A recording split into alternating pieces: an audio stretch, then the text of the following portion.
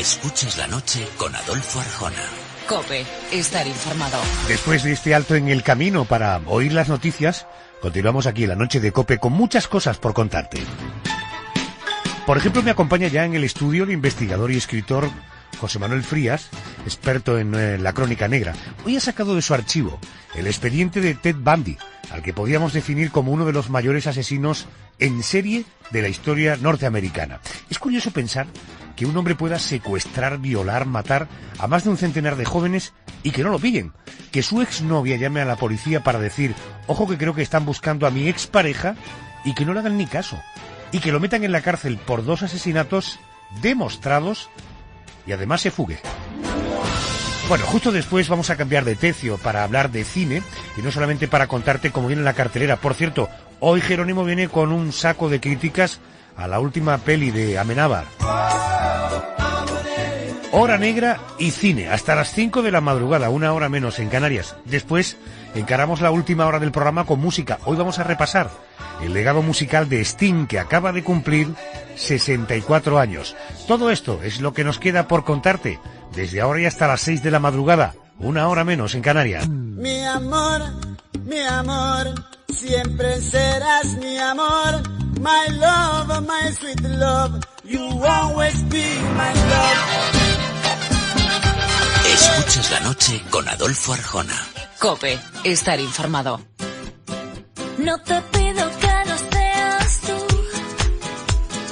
solo que vengas y te toques tú. Sentir más grande el lado grande de tu vida. Te toca.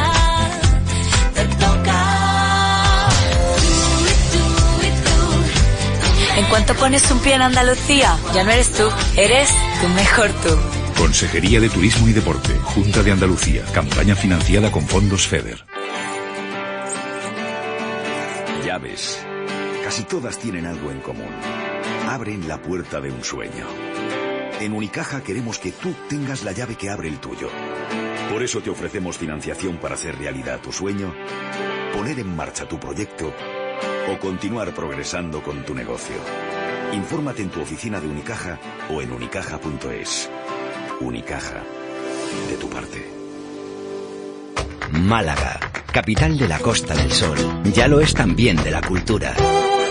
Del Centro Pompidou al Museo Thyssen, de la colección del Museo Ruso al Museo Picasso y su casa natal. Del Festival de Cine Español de Málaga al Teatro Cervantes. ¿Te vas a perder una oferta cultural tan completa? Málaga, donde la cultura es capital.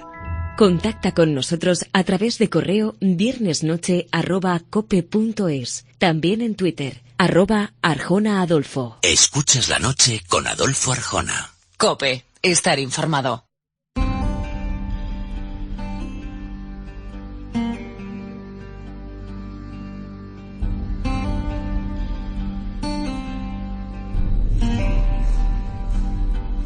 Pasó de ser condecorado por la policía por salvar a un niño de morir ahogado a ser detenido, acusado de la muerte de 36 mujeres en 6 estados diferentes. Todavía hoy, 4 décadas después de su primer asesinato, América recuerda a uno de los mayores asesinos en serie de Estados Unidos, Ted Bundy.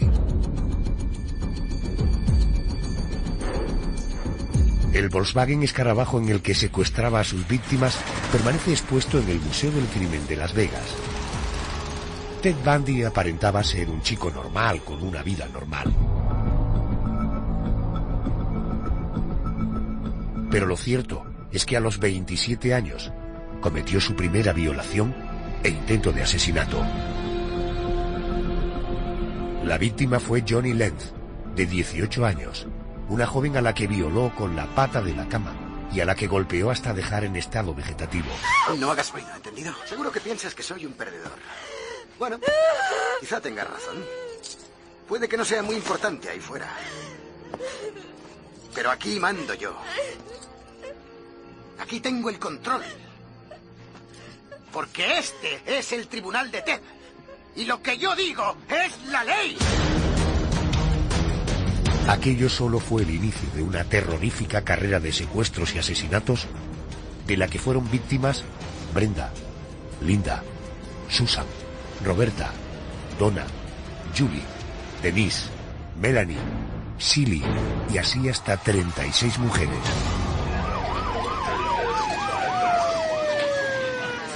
El 16 de agosto de 1975, una patrulla de agentes lo detenía. En el juicio, fue condenado a pasar 15 años en prisión. Pero la historia de esta noche no acabaría así. Ted Bundy consiguió escapar de la cárcel. Bundy se ha escapado, repito, Bundy se ha escapado, Bundy se ha escapado. Y volvió a matar. Esta vez, al ser detenido un año después, fue condenado a morir en la silla eléctrica. Con total descaro, Ted Bundy diría en cierta ocasión: soy el hijo de puta más duro que jamás han conocido.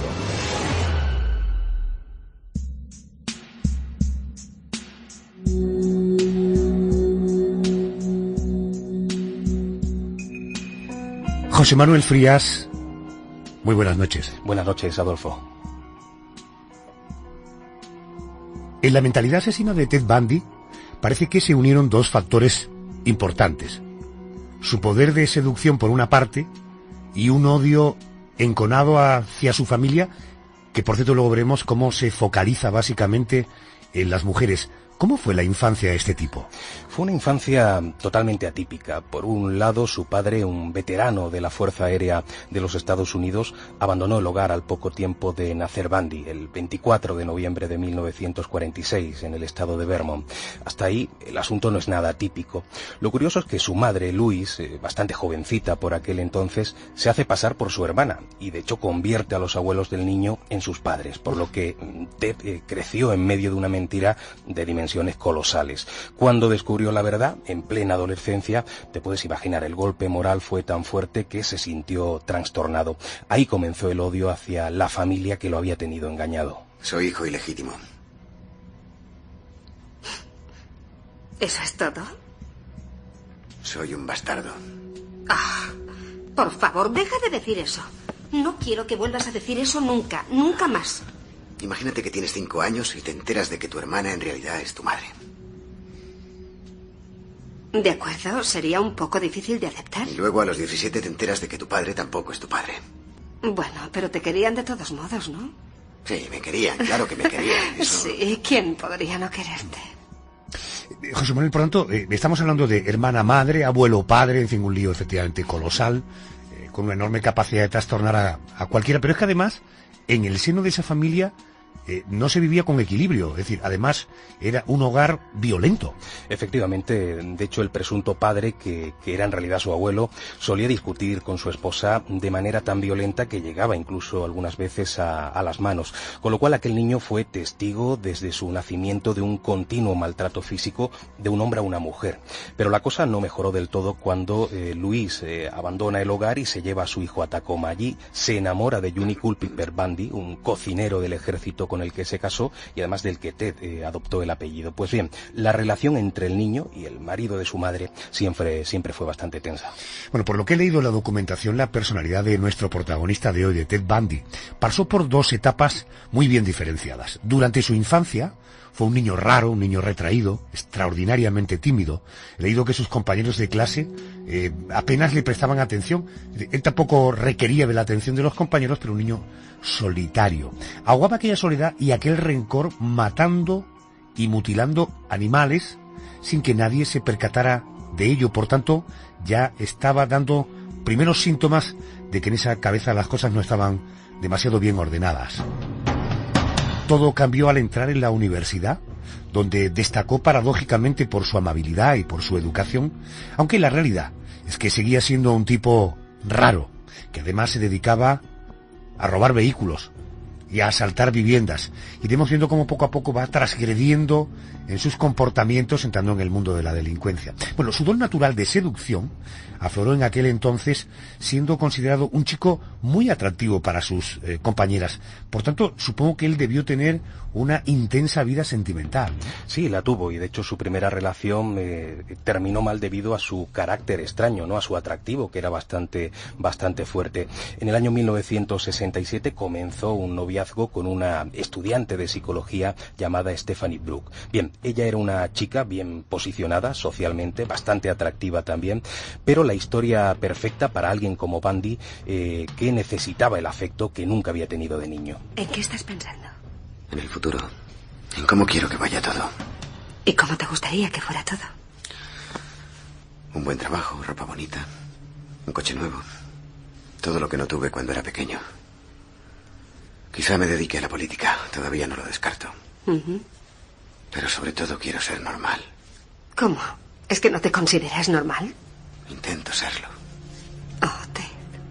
Pero a los 2 años ella decidió cortar la relación, no soportaba esa mentalidad un tanto extraviada de su novio.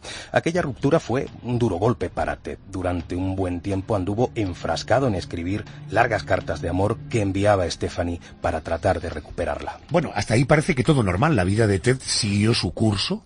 De nuevo se enfrascó y se puso manos a la obra con sus estudios de Derecho. Los resultados además eran y fueron notables, pero sus problemas mentales se dejaban entrever cuando comenzó a salir con una nueva mujer, con Meg Anders. Hay un detalle que realmente da mucho que pensar sobre el equilibrio o desequilibrio de este chico, ¿verdad?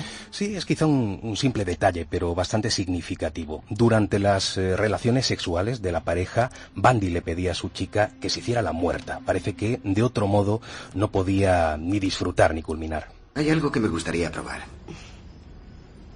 ¿Qué es? ¿Podrías adoptar una actitud de sumisión?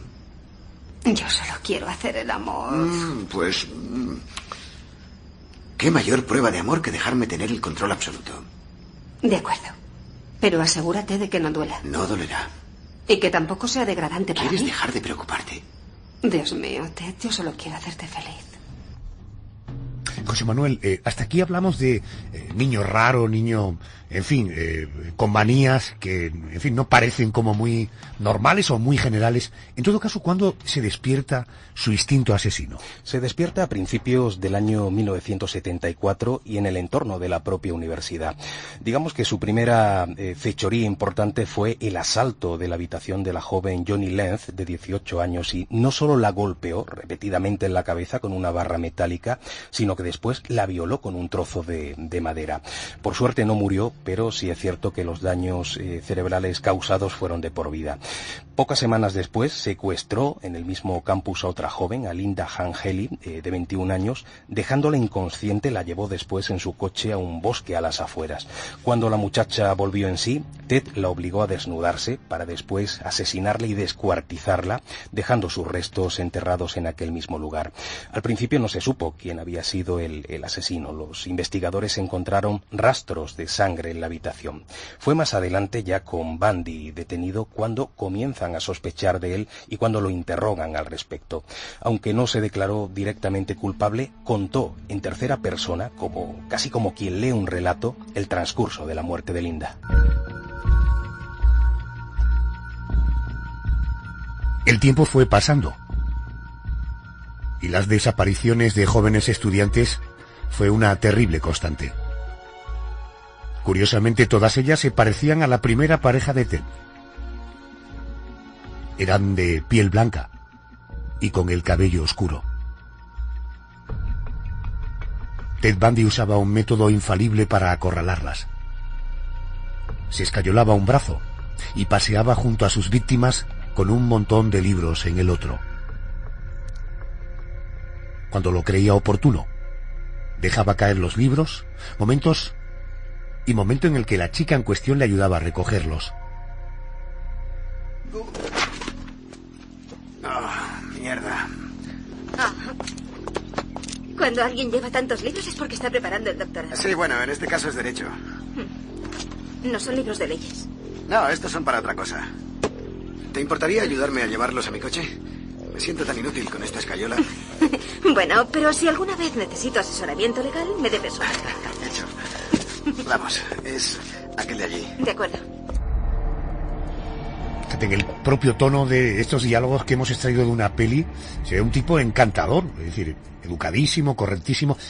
Tengo la impresión que podríamos hablar de que actuaba como un cazador paciente, tranquilo, esperando que llegara su presa, ¿no? Sin duda, además el atractivo de Ted le permitía pedir a cualquier chica que lo acompañara para invitar a tomar algo. Era frecuente además que ellas aceptaran, enfrentándose de manera inevitable a una espantosa muerte.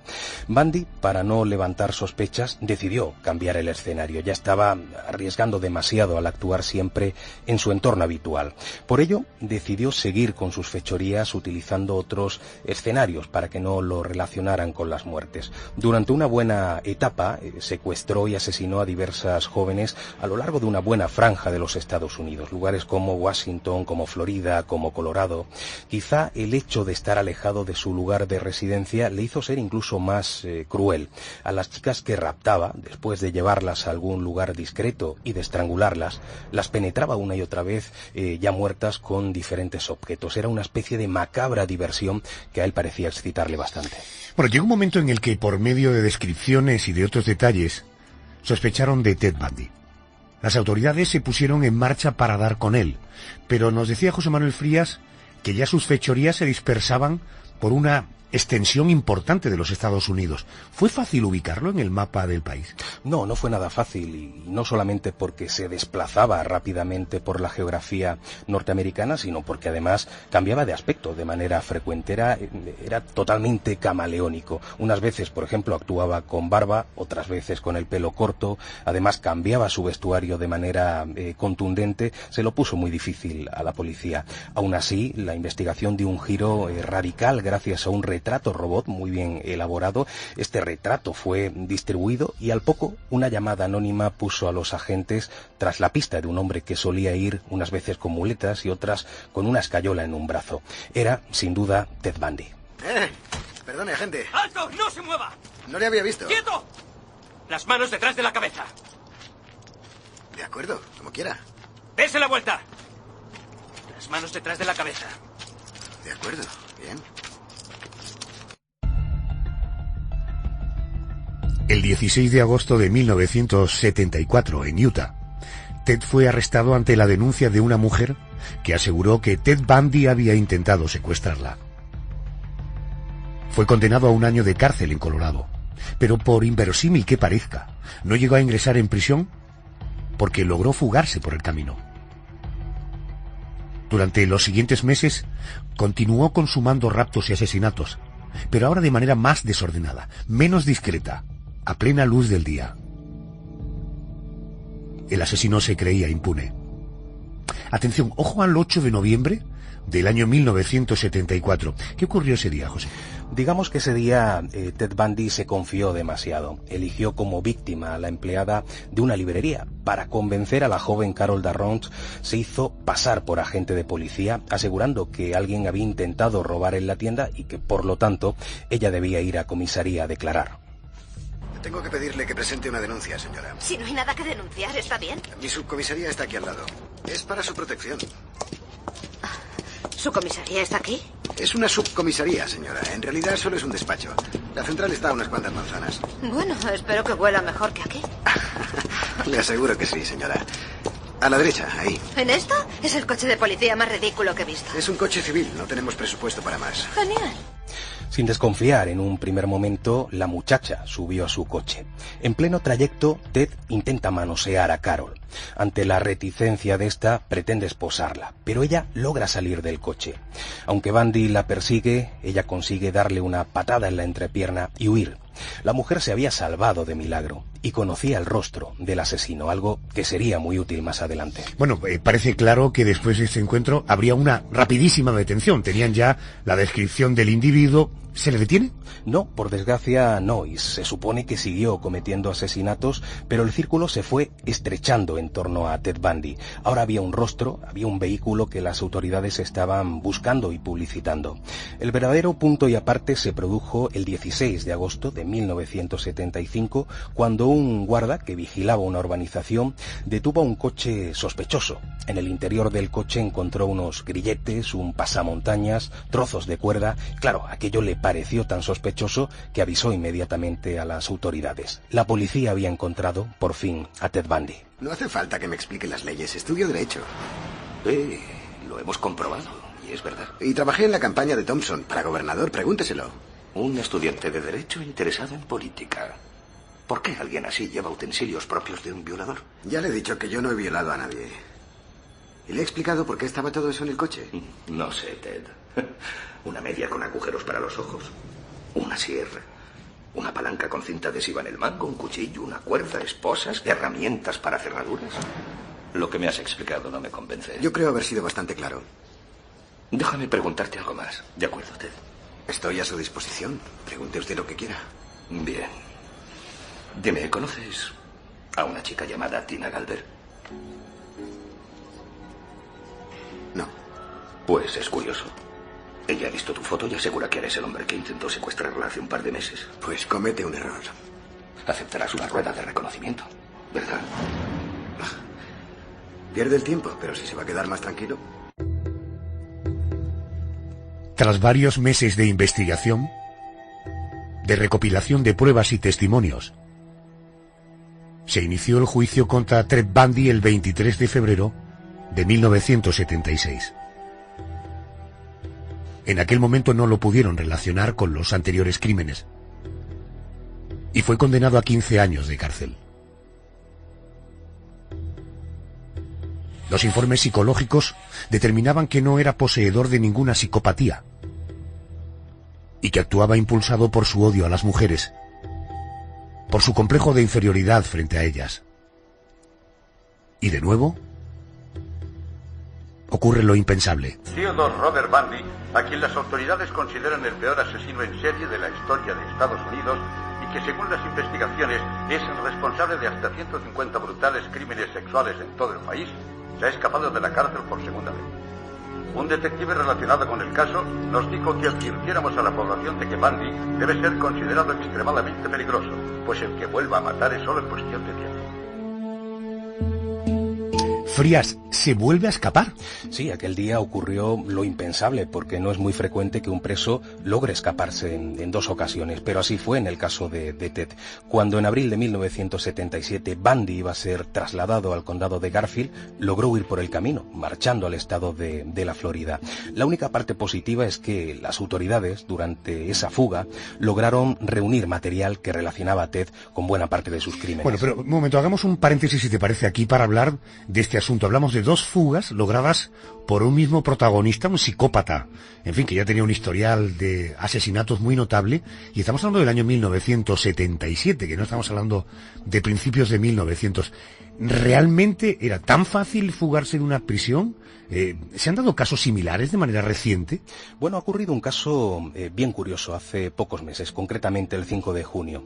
Dos presos, Richard Matt y David Sweet, lograron escapar del centro correccional Clinton, en Nueva York. O sea, hablas del 5 de junio de este año. Exactamente, hace bien poquito, hace pocos meses. La búsqueda de ambos reos ha sido una de las más sonadas en las últimas décadas, y en ella se han visto involucrados cientos de agentes. No hay que olvidar que ambos eran asesinos.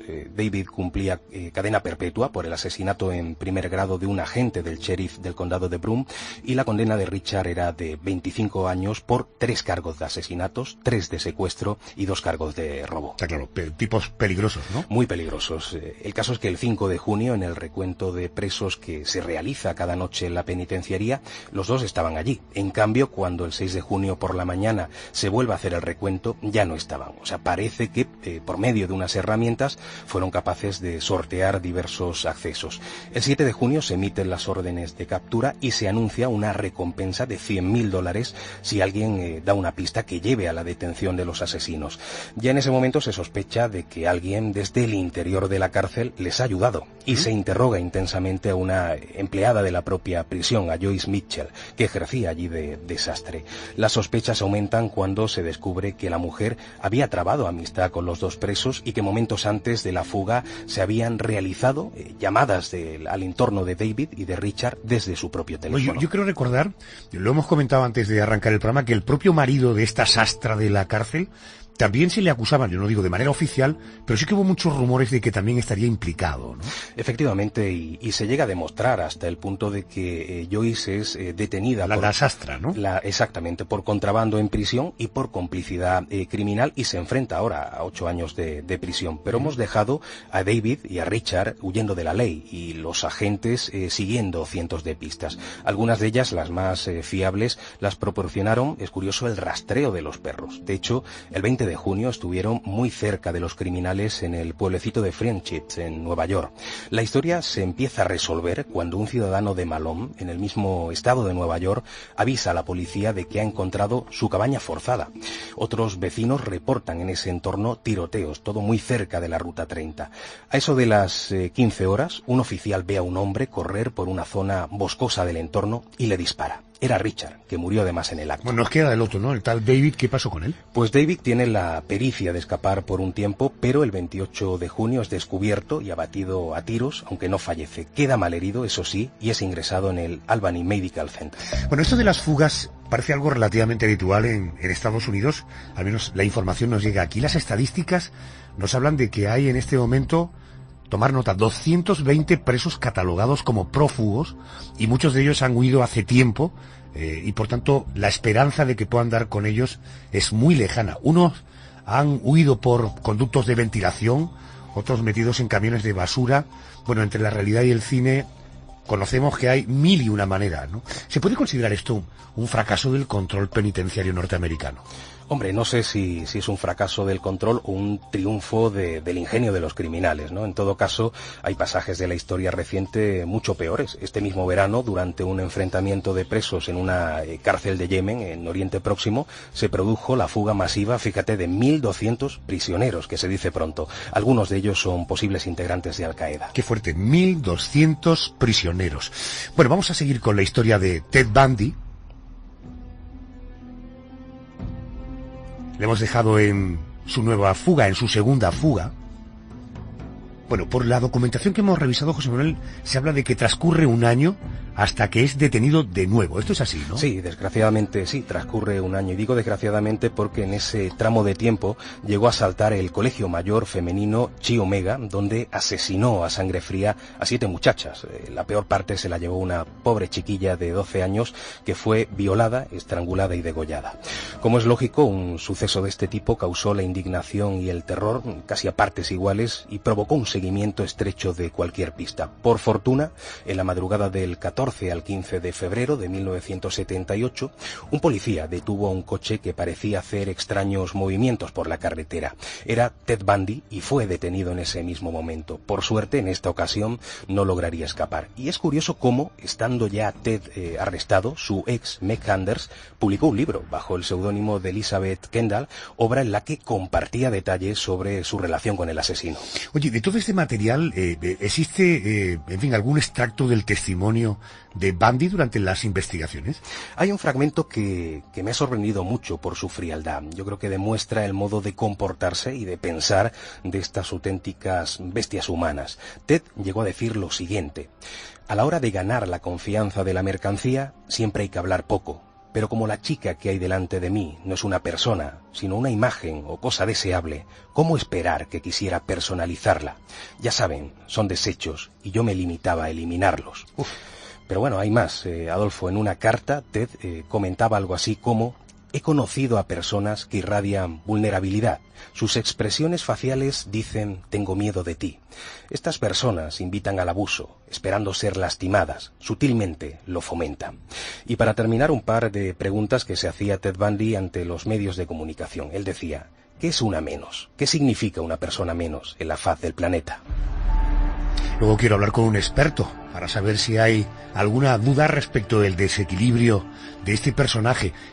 Antes de pasar a la historia de su ejecución, José Manuel, la historia de Ted Bundy se ha visto reflejada en el mundo del cine, también como la de otros asesinos, ¿no? Sí, de hecho en el año 2002 vio la luz una película que lleva su nombre, del director Matthew Bryce, y un año después salió al mercado Un extraño a mi lado, dirigida por Paul Shapiro, y en esta cinta digamos que se basa precisamente en el libro del mismo nombre que escribió Ann Rule, quien conoció personalmente al asesino. En todo caso, fuera ya del ámbito del cine, es curioso destacar que la ley norteamericana que ampara a las víctimas de la pornografía se llama Ley Bundy. El juicio contra Bundy no tuvo complicaciones de ningún tipo. Aunque Ted Bundy se defendió a sí mismo y siempre alegó inocencia, las pruebas eran contundentes. Incluso su dentadura coincidía con los mordiscos encontrados en el cuerpo de algunas víctimas. El molde obtenido no dejaba lugar a dudas. Además, en su propia casa guardaba restos de sus víctimas. En el primer juicio, en julio del 78, el jurado atribuyó a Ted los asesinos de Lisa Levy y Margaret Bowman. Durante el segundo, celebrado en Orlando el 7 de enero de 1980, se le consideró culpable de la muerte de Kimberly Leach. De nada sirvió que sus abogados apelaran a la incapacidad mental de su defendido. Fue condenado a la silla eléctrica. I've matured in the past year. Believe me, I've grown in the past year. And I've learned a lot of things about myself in the past year. Soy más maduro ahora, créanme. He aprendido mucho sobre mí. Durante este tiempo en prisión he aprendido. Lo que más siento es que ahora, estando preso, ya no me sirve de nada lo que he aprendido. Me siento ofendido, muy ofendido e indignado. Detesto estar encerrado, privado de libertad y que se me trate como a un animal. Detesto que me miren como a un bicho raro, porque no lo soy.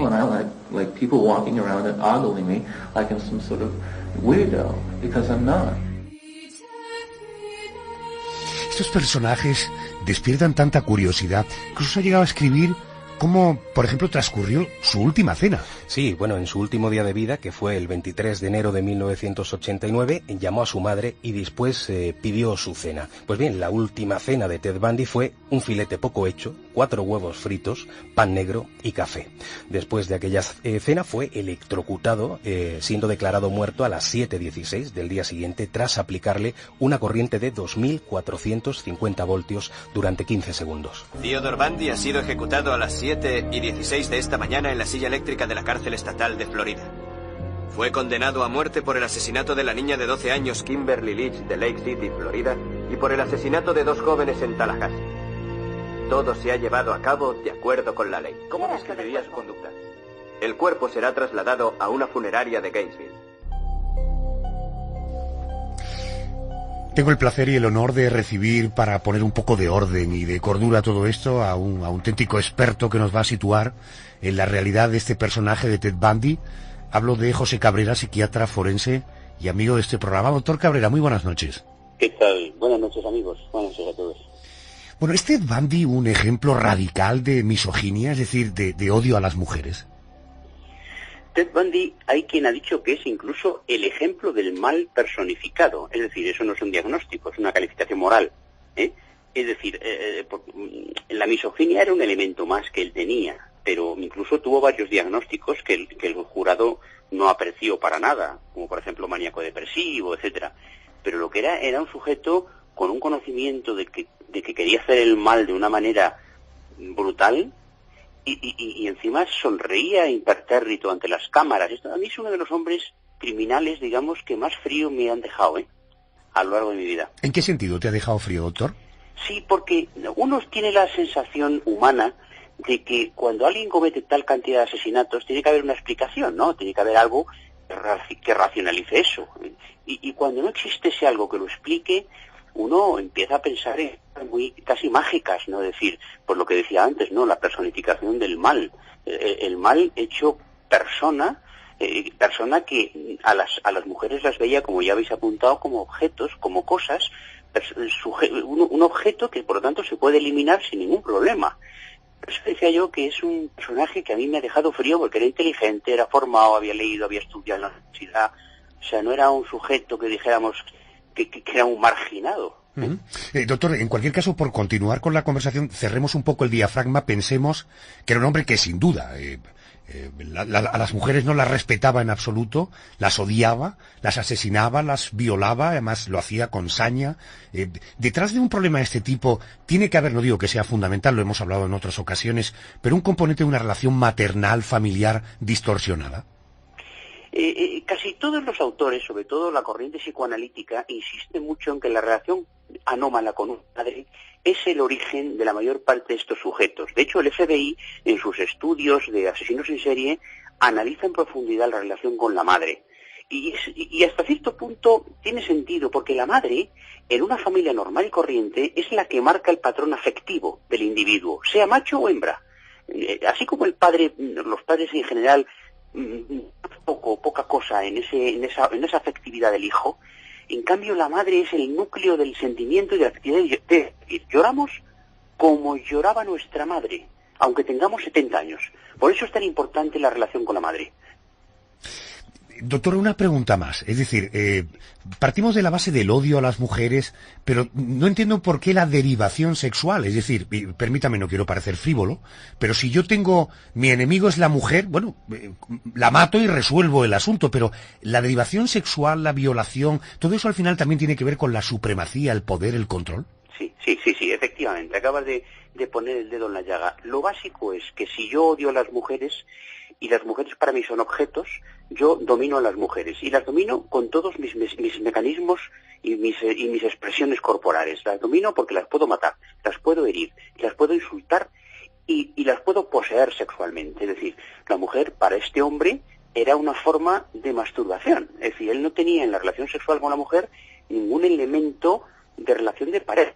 Por lo tanto, era un estigma más de la capacidad que él tenía para sojuzgar y destruir a la mujer objeto. No es motivo de esta conversación, tampoco quiero someter al señor Cabrera, al doctor Cabrera, que entremos en el tema de la pena de muerte, pero parece evidente que este era un enfermo mental. Ese no debió ser un atenuante para evitarle la silla eléctrica, o al final el jurado y el propio sistema lo que pretendía era deshacerse de este mal social. Este es un tema muy debatido que no va a tener solución ni hoy ni la tendrá dentro de 100 años, pero hay una cosa que los americanos tienen, que es el pragmatismo. Es decir, el americano medio tiene una especie de mentalidad pragmática. Es decir, este sujeto es un anómalo, este sujeto es irreversible, es irremediable, no hay terapia con él. Si sale, un día volverá a hacer lo que ya ha hecho. Por lo tanto, al final, muerte al sujeto. Y claro, esto lo podemos debatir, podemos estar en contra de la pena de muerte, pero al final la sociedad se defiende de un individuo malvado, entre comillas, llámese un diagnóstico X, destruyéndolo. Muerto el perro, se acabó la rabia. Esto es una cosa muy encardinada en la mentalidad americana. Doctor José Cabrera, psiquiatra forense, gracias por atenderme, como siempre, por ayudarnos a entender este mundo tan complejo. Gracias y buenas noches. A vosotros, un abrazo muy fuerte. Gracias.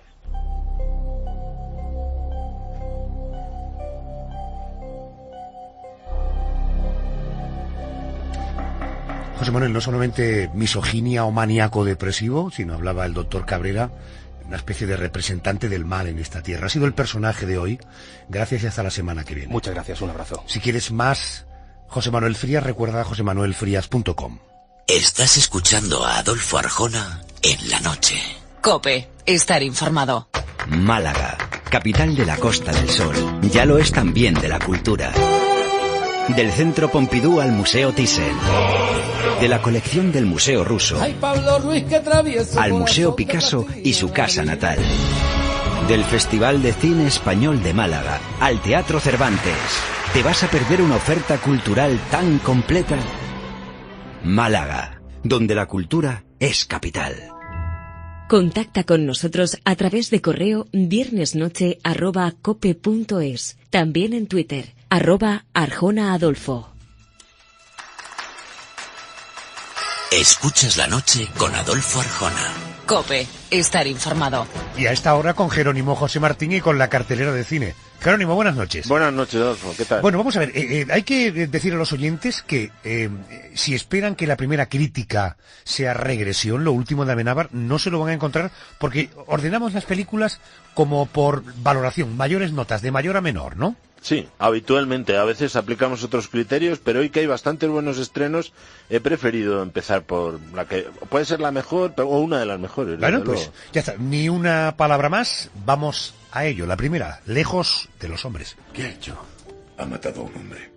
Tienes que entregarle en Tingit. Soy profesor, Balducci. Esas son las órdenes. No lo haré. Llévalo. Si no, tendrás problemas. Amenazan con cerrar tu escuela por no tener alumnos franceses. Y mi forma de comprometerme es dando clase a mis alumnos. Ya no estamos para aprender a leer. A vosotros os vamos a echar. Película que protagoniza Viggo Mortensen, 101 minutos. Sí, efectivamente, además la produce, es una adaptación de una novela breve, un relato breve de Albert Camus, el famoso escritor existencialista, se titula El huésped, la novela, y es de un director francés que yo no conocía, David Oel-Offen, ganó algunos premios, 3 premios paralelos en el Festival de Venecia 2014, se ambienta en Argelia en 1954 y es la historia de un profesor que está perdido en una zona desértica de Argelia dando clase a niños de los pastores, enseñándoles a hablar francés, y de pronto le encargan llevar a un prisionero, Mohamed, que está acusado de un asesinato, a una ciudad cercana. Tienen que atravesar el Atlas porque ya empiezan las primeras refriegas de lo que sería la guerra de independencia de Argelia, hay colonos también persiguiéndolos, toda una serie de ancestrales leyes de sangre de los propios familiares de ese detenido, y entonces se crea entre los dos una relación enormemente interesante en el que acaban frente a la irracional lógica de la guerra intentando encontrar juntos un camino hacia la libertad. Película muy interesante, contemplativa, reflexiva, un poco ardua de ver a veces, con una factura visual espléndida, bellísimas panorámicas que recuerdan a esos westerns crepusculares. De hecho tiene ese tono de western, aunque no está ambientada en el oeste americano, que la verdad es que a muchos aficionados al cine les va a gustar.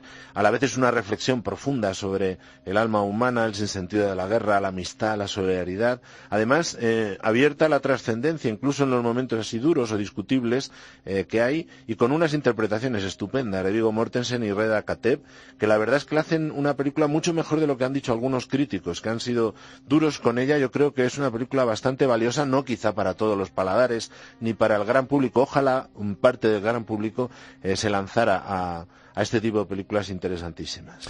Vamos a por la segunda, que tiene todos los ingredientes para que a un crítico de cine le ponga muy choto. Película oriental, se llama Oda a mi padre. ¡Eh! ¡Me han aceptado! ¡Estudiaré en la Universidad Naval! Me han aceptado en la Nacional de Seúl.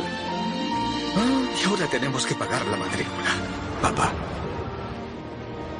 al final he cumplido mi promesa. Así que mi vida ha merecido la pena. Leyendo la sinopsis de la peli parece muy, muy apetecible, ¿eh? Es muy buena película, tanto que la han visto 14 millones de surcoreanos en las salas de cine y ha recaudado ya más de 100 millones de dólares en todo el mundo. Cuéntanos de qué va. Pues mira, está ambientada, empieza en 1950 cuando estalla la guerra de Corea, donde se dividieron las dos naciones, y hay un niño de 10 años, pues huyendo de las tropas chinas que están atacando Corea del Norte, pues se despide traumáticamente de su padre y se hace le promete sacar adelante a su familia, ¿no? Esto le llevará a emigrar a Alemania, a las minas de carbón en 1960, a combatir en la guerra de Vietnam, un montón de historias en una película Río que abarca 60 años, lógicamente es un poquito episódica y episodios mejores que otros, pero con un despliegue de medios, una ambientación, escenas bélicas, y luego toda una reflexión sobre la familia, la solidaridad y tantas historias anónimas de esas personas que a base de sacrificio han edificado la paz y la prosperidad en tantos países, ¿no? En los nuestros y en los orientales, ¿no?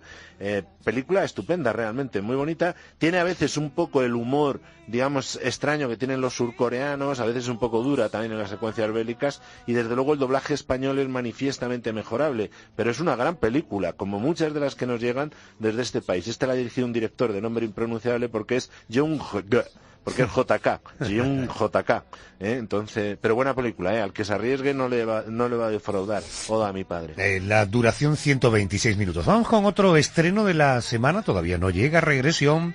Este es El precio de la fama. ¿Le has dicho a Edith que quieres ser de mayor? Veterinaria. Pero papá no puede pagarte eso. No hablamos de lo que te apetece, hablamos de lo que puedes hacer, ¿vale? Charlotte, que hizo llorar de risa a millones de personas, se ha ido de puntillas de este mundo. He tenido una buena idea. Vaya. Una idea que va a cambiar tu vida. Tenemos a Charlie Chaplin con nosotros. No es posible. Está muerto. Tenemos su ataúd.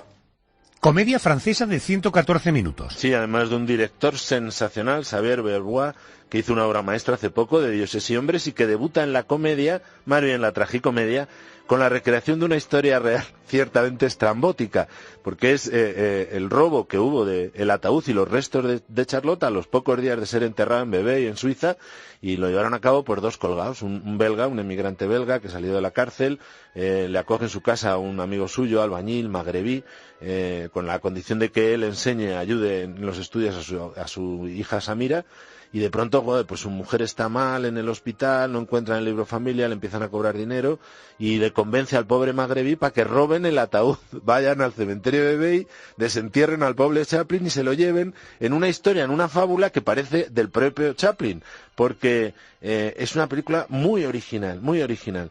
Le falta un poquito de fuelle quizá en el medio, pero el arranque es muy sugerente y el desenlace es maravilloso, con unas interpretaciones espléndidas del cómico belga Benoît Poulvorde y luego de un actor francés de origen magrebí, Rochin Zem, sensacional. Muy buena película con ese tono entrañable, romántico, patético muchas veces de las películas de Charlotte, que son específicamente homenajeadas. La familia de Chaplin ha colaborado en la película, de hecho varios de sus descendientes aparecen, y estamos escuchando la banda sonora de Michel Legrand, nada menos, compositor francés, que hizo Los paraguas de Cherburgo y que ganó el Oscar con El caso de Thomas Crown, Verano del 42, Gentle, y que hace una banda sonora muy arriesgada, pero preciosa, en una película que recuerda mucho a todas esas historias de pícaros desesperados, como Atraco a las 3, El quinteto de la muerte, Granuja de medio pelo, Lady Killers, fíjate tú los referentes. Aplausos a este director que tampoco ha recibido muy buenas críticas por parte de algunos, quizá porque es una película enormemente positiva,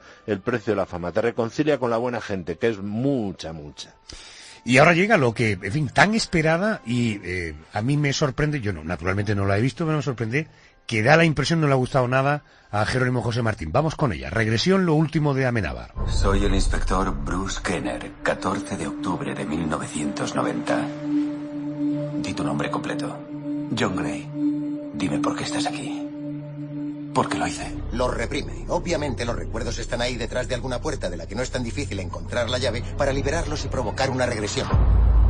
Es muy importante que nos cuentes todo. Me matarán. ¿Por qué te ha defraudado tanto? Bueno, me ha defraudado a mí y a muchos críticos, porque no he recibido muy buenas críticas en el Sebastián, y el rumor de esta semana es que no se va a estrenar en Estados Unidos, va a salir directamente en DVD.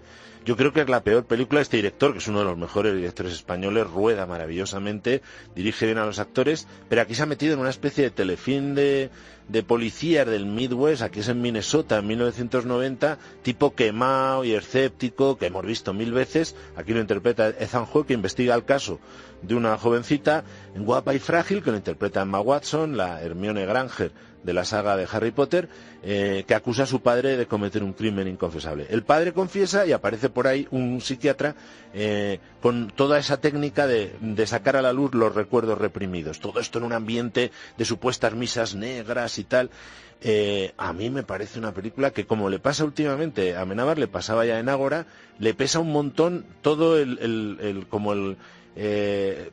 tema ideológico que lleva, porque en el fondo es una crítica durísima al cristianismo, a la religión en general, que los presenta Amenábar como si fuesen reductos de ignorancia contrarios al progreso, y aquí le toca también meterse con los psiquiatras y le pega un palo metido tan con calzador como la apología de la ideología de género que hace, ¿no? Es muy poco original el guión, hemos visto mil veces esta película mucho mejor resuelta, tiene un montón de pistas falsas, sórdidas, puntos de inflexión de estos bastante toscos, no le pegan nada a Amenábar haber permitido ciertas concesiones ahí. Y estás todo el rato, al que le guste mucho el cine de este estilo, comparándola con películas como Prisioneros de Denis de Villeneuve, que es ese tono sórdido, oscuro de estas historias que solo pasan aparentemente en Estados Unidos y que siempre sale perdiendo cuando comparas con esa película, ¿no? O sea, ha sido un pinchazo grave, yo creo, de Alejandro Amenábar. 103 minutos es la duración de la peli. La siguiente, Dura solo 80 minutos, parece que eso es muy tranquilizador. Se llama El apóstata. ¿Y para qué necesitas el certificado de bautismo? Para apostatar. Sabes que tradicionalmente la apostasía se hacía mediante un acto simbólico.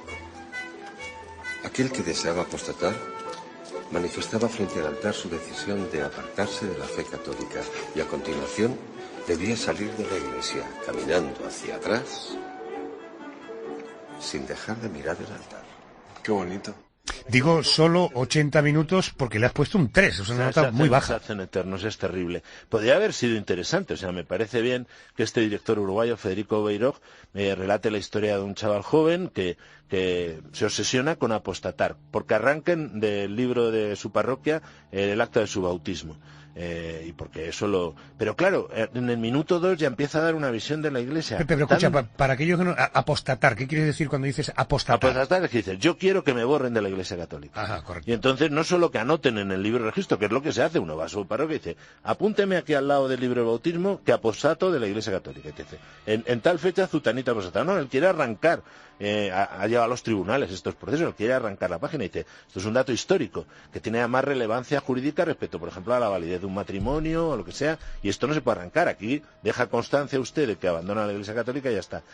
Pues aquí da una visión demencial, un obispo tremendo, va a una iglesia y hay un monaguillo vestido con un voto de silencio. Y además se lo dice el tío, tú tienes voto de silencio. Y dice, sí, el niño. Y mientras está hablando con el obispo, fuera un flagelante. Son unas cosas que yo no sé de dónde este pobre, las experiencias que haya tenido el actor protagonista, que es Álvaro Ogaya, y co-guionista. Y luego, todos unos desparrames sexuales oníricos, que supuestamente se parecen al surrealismo de Luis Buñuel, que es que son más que grotescos, son ridículos en muchos momentos. Le han dado 2 premios, el premio a la Fipresci en San Sebastián, que son absolutamente demenciales. Y lo peor es que, en cierto modo, hay una cierta visión de la perplejidad de cierta juventud actual que no está mal. El tío es honesto, o sea, va mostrando un tipo que es un poco obsesivo, colgado, y ahí, cuando se quita un poquito la ideología, hay rendijas de humanidad en ese retrato.